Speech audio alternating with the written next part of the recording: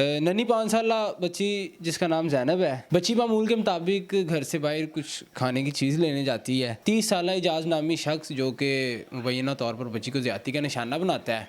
वो इसके पापा जब उधर पहुंचे उन्होंने देखा तो वो उनको देख के भाग गया था। ज़ैनब उधर ही फेंक गया था। वो ये खून से लथपथ पड़ी थी और सारे इसके कपड़े उतरे हुए थे। अब वो हमें धमकियां लगाते हैं, बड़ा कुछ भाई कर रहे हैं। तो वो कहते हैं कि कुछ भी नहीं होगा। वो कहते हैं हम पैसे वाले हैं, हम पैसा लगाएंगे, डीएनए रिपोर्ट भी आपको नहीं मिलेगी। 9 माह हो गए हैं तो अभी तक ये केस जो है इसकी समाअत मुकम्मल नहीं हुई, अभी तक कोई रिपोर्ट वगैरह भी नहीं मिली। ये नहीं बोलती, ये बस इतना कहती है कि उसे मार दें नहीं तो वो वापिस आ जाएगा। पुलिस आपके साथ ताउन कर रही है, वो आपको धमकियां दे रहा है और कोई पुरसाने हाल नहीं, कोई पूछने वाला नहीं है। क्या अपील करना चाहेंगी कानून नाफिज करने वाले अदारों से? अस्सलाम वालेकुम, डेली धरती के साथ मैं हूं आपका मेज़बान रेहान हैदर। नाजरीन, थाना फिरोज़वाला ज़िला शेखुपुरा की हदूद में मौजूद हैं।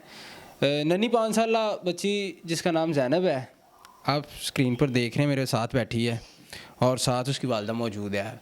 बच्ची मामूल के मुताबिक घर से बाहर कुछ खाने की चीज़ लेने जाती है और वापस नहीं आती।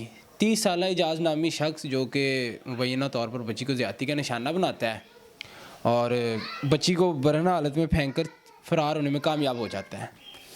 बच्ची की वालदा मेरे साथ मौजूद है, इनसे जानते हैं कि वाक़या क्या था और किस तरह से ये सारा जो एक सानहा और किस तरह से ये सारा सानहा पेश आया। अस्सलाम वालेकुम। वालेकुम अस्सलाम। भाजी मुझे बताइएगा उस दिन हुआ क्या था? भाई ये घर से दोनों बहन भाई चीज़ लेने के लिए गए थे। बस वो घर आ गया, बेटा मेरा ये घर नहीं आई।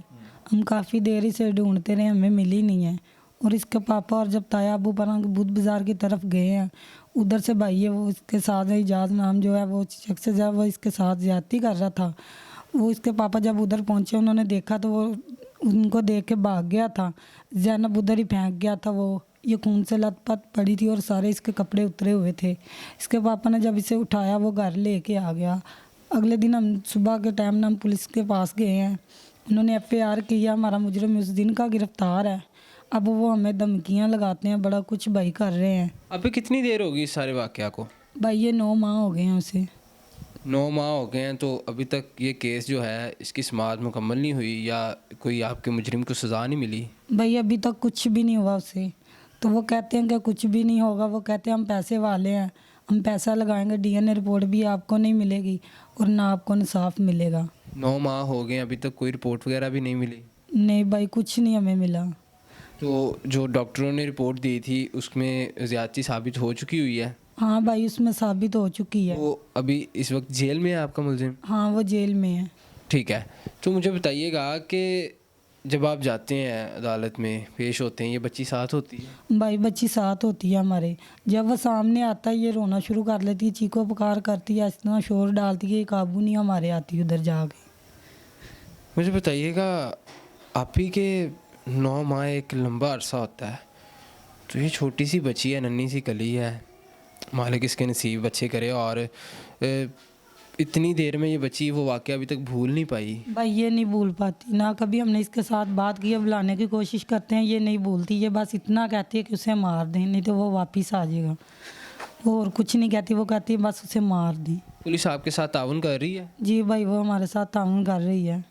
बहन मुझे बताइएगा कि बच्ची के वालिद और आपके शौहर क्या काम करते हैं? भाई वो मजदूरी करते हैं।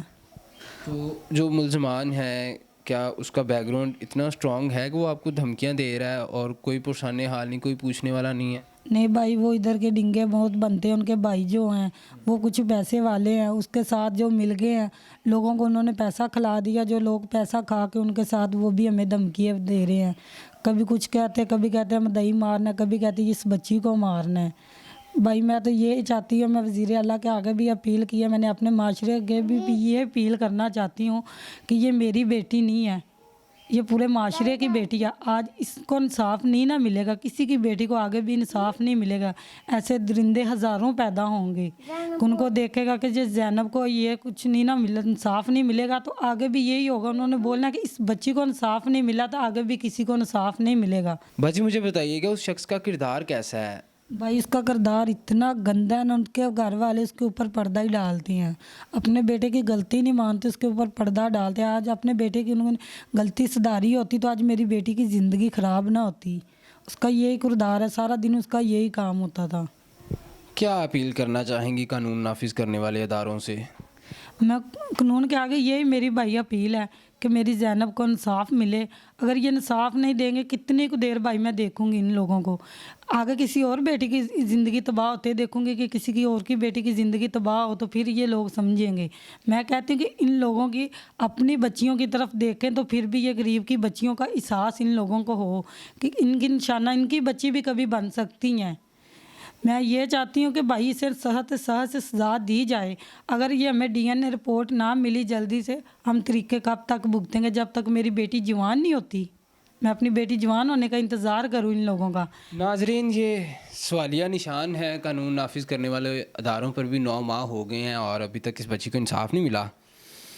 और मुजरिम जो है उसके घर वाले और वो खुद दंदनाता फिर रहा है और इन्हें थ्रेट भी किया जा रहा है।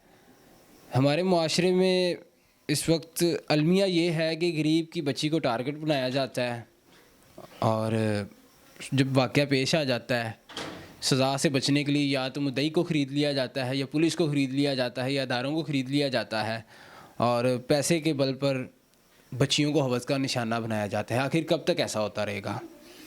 अपनी राय से कमेंट सेक्शन में ज़रूर आगाह कीजिएगा। मुझे दीजिएगा इजाज़त। अल्लाह हाफ़िज़।